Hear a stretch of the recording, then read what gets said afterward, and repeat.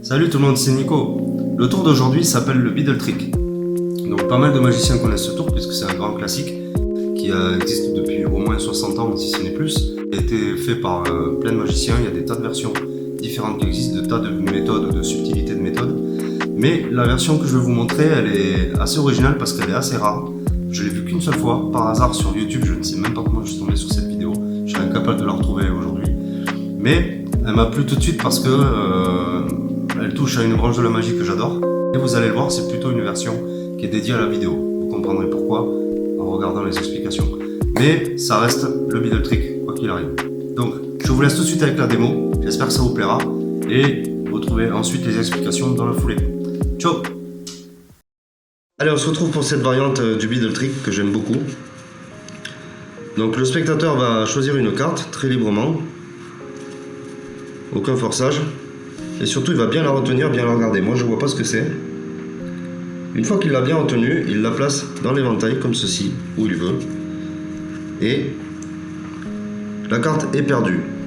Alors moi, en tant que magicien, je pourrais m'amuser juste à la retrouver. C'est pas forcément très difficile parce que je sais qu'elle est à peu près vers le milieu. Donc si je fais des estimations comme ceci, allez, par là, je pense que la carte se retrouve et quelque part dans cette moitié du jeu.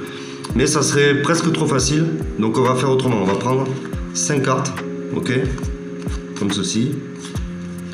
Comme ça, c'est plus difficile.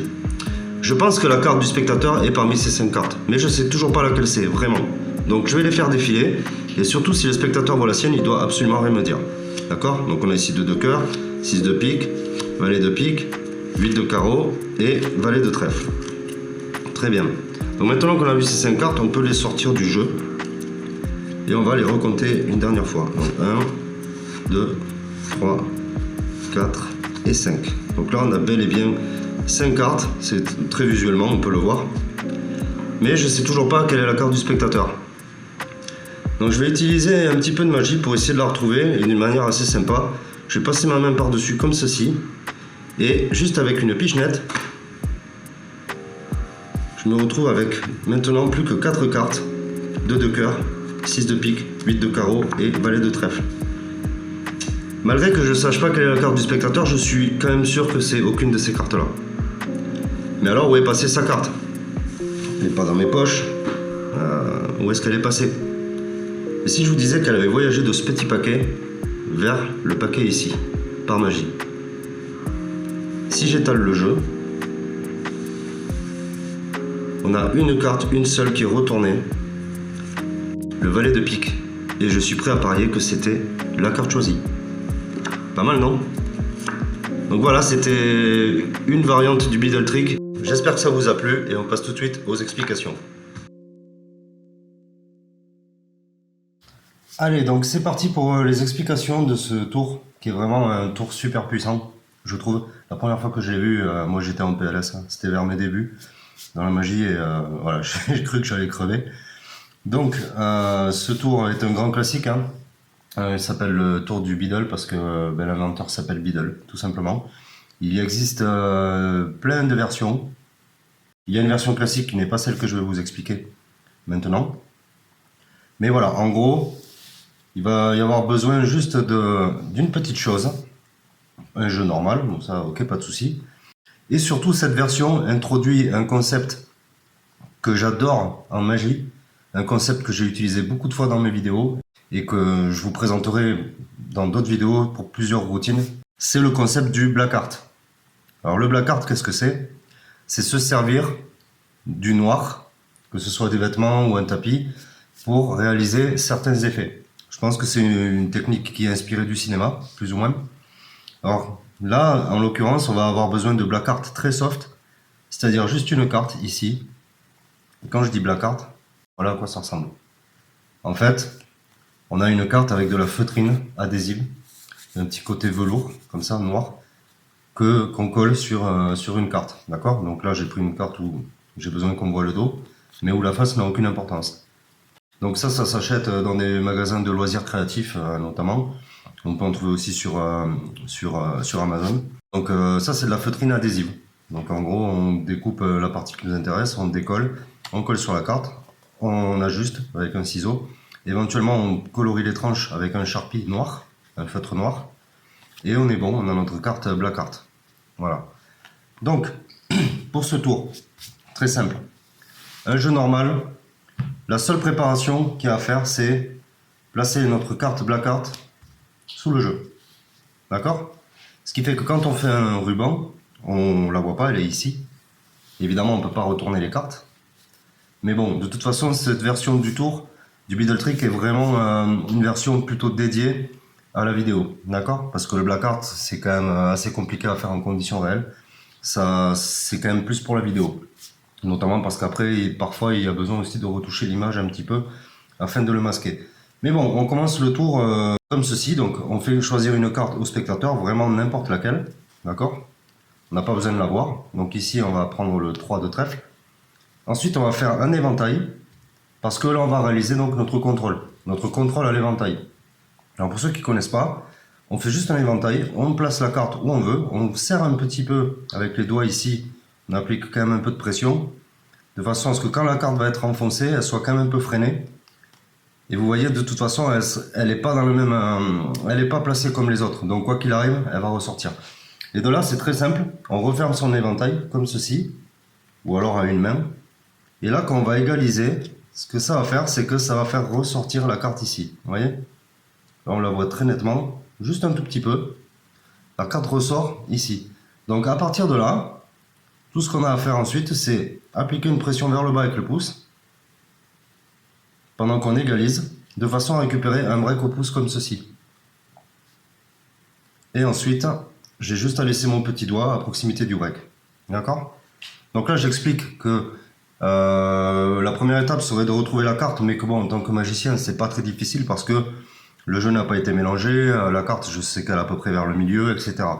Mais bon, on va quand même s'amuser à le faire, donc on va couper un premier bloc, et le deuxième bloc, par exemple, on va le prendre et on va le poser ici.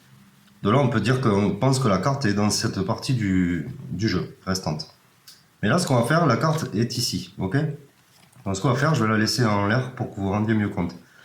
Pendant qu'on va choisir les 5 cartes, là où ce qui va être important, c'est de placer celle-ci en troisième position. Et pour ce faire, on va d'abord prendre celle-ci, une deuxième par-dessus, une troisième. Là, on va attendre un petit peu, on peut même faire semblant de pas trop savoir combien de cartes on va prendre. Et là, on en prend une autre qu'on va placer dessous et une autre dessous comme ceci. Ce qui fait que la carte va être en troisième position. D'accord? Donc je recommence. La carte est ici. Donc on fait d'abord 1, 2, 3. Voilà, on la prend en premier. Et après, on en prend deux autres et on les met dessous. Ce qu'on fait ensuite, c'est qu'on explique que du coup, on prend 5 cartes pour que ce soit un peu plus difficile. Et on pose ces cartes sur le tas qui est là. Pas sur le tas où il y a la carte Black Art dessous. Hein. Et de là, on va prendre le jeu en position du Beadle, d'où le nom du tour. Ok? Donc la position du Beadle, c'est comme ça, pour ceux qui ne le savent pas. On place le jeu à peu près à hauteur du petit doigt ici. Et on va commencer à faire défiler les cartes, comme ça. 1, 2. La troisième carte, on sait que c'est celle du spectateur. Donc on la tire et dans la foulée, on prend un break. Avec le petit doigt ici. Vous voyez? Un break ici. Et là, ce qui va se passer, c'est qu'on va la voler, cette carte, et on va la placer là-dessous. Donc pour ça, le break va être utile parce que quand on va arriver par-dessus pour faire défiler l'autre carte, avec notre pouce, on va rentrer en contact ici, avec la carte. Et là, avec nos doigts, en haut. Donc on va, en fait, quelque part, on va attraper la carte ici, vous voyez, avec le pouce, tirer la suivante, et de suite plaquer par-dessus, et là, on a volé notre carte dessous. Et enfin, la dernière. Donc, étape suivante, on attrape les 3 cartes, ou les 4 cartes, pardon, qui nous restent ici, en essayant de, voilà, de conserver quand même une certaine unité pour pas que ça se voit trop. Et on va la retourner comme ceci, un peu en biais, et poser donc notre carte retournée par-dessus. Maintenant, ce qu'on va devoir faire, c'est voler la carte du dessous. Donc, quand on a placé nos cartes ici, pendant qu'on égalise très rapidement, on va devoir faire un pinky pull down, c'est-à-dire qu'avec notre petit doigt, on va tirer la carte Black Art comme ceci. Donc pendant qu'on égalise, pendant qu'on replace en gros le paquet comme ça, on égalise avec nos doigts sur les petits coins. Et là, on va tirer la carte comme ceci. Ce qui fait qu'ensuite, on tient le jeu comme ça. Et dans l'action de sortir les cartes du dessus, on va également voler la carte du dessous et tirer l'ensemble comme ceci. Donc, on est légèrement en biais. On attrape le break ici. Sur notre carte Black Card, on attrape le break. Et dans l'action d'aller chercher les cartes vers le haut, on va tirer l'ensemble comme ceci. On peut poser notre jeu là. La carte est déjà retournée à l'intérieur. Et là, on se retrouve donc avec toujours 5 cartes. C'est là où est tout l'intérêt de la carte Black Card. C'est qu'on maintient nos 5 cartes, mais avec la dernière qui est Black Card et la carte qui nous intéresse qui est déjà volée, qui est déjà placée dans le jeu. Donc on a quand même pas mal d'avance. De là, on reprend le jeu en position individuelle, comme ceci, enfin le petit paquet. Et on va tirer la première carte, la deuxième un peu plus bas, la troisième dans la foulée, et enfin la dernière comme ceci.